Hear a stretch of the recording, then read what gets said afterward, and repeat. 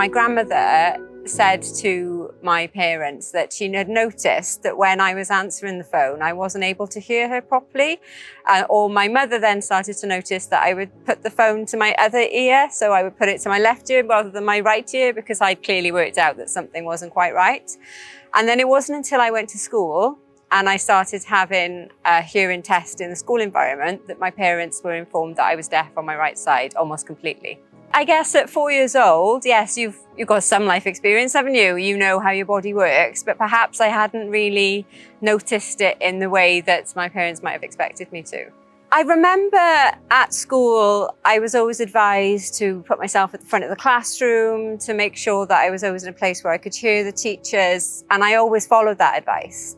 As I got older, I think, and you want to be a bit cooler with the cool kids, perhaps at the back of the class, I started to realize how important that was, that I was actually in places where I couldn't hear what was going on.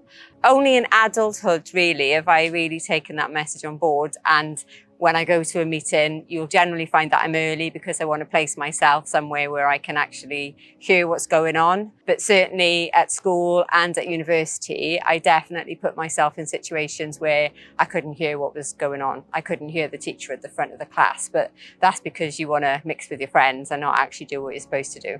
There was possibly a bit of embarrassment about the fact that I had this, I don't like to call it a disability, but I had this limitation.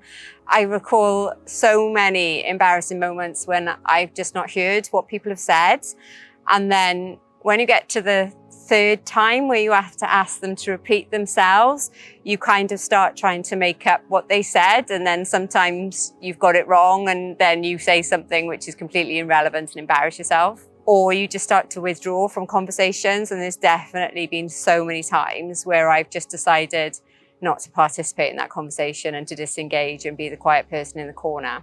But when I left school, I went to university and I joined the University Officer Training Corps, which opened up the opportunity to me about joining the army. And I always knew that my hearing impairments would be a barrier to that. And I spent 3 years in UOTC and decided that I wanted to put myself forward for the Regular Commissions Board, which decides whether you're okay to go to Sandhurst for Army Officer Training. And I passed the board, and then I went to the medical, and I failed the medical. My dreams were just dashed in one moment. There was a huge sense of devastation at that time. My life experience has impacted my decisions about what I do in my career. And it wasn't until I took up this role working in vaccinations and promoting vaccinations that I realized that it was relevant to tell people that it was because of the mumps that I'm now deaf.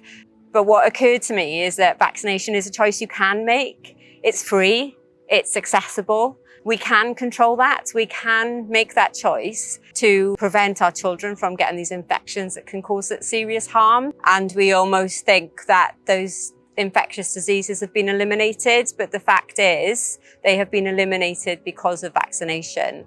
And if vaccination rates fall, our children will start to see incidences of measles and mumps in more significant numbers. And we can protect our children from those risks.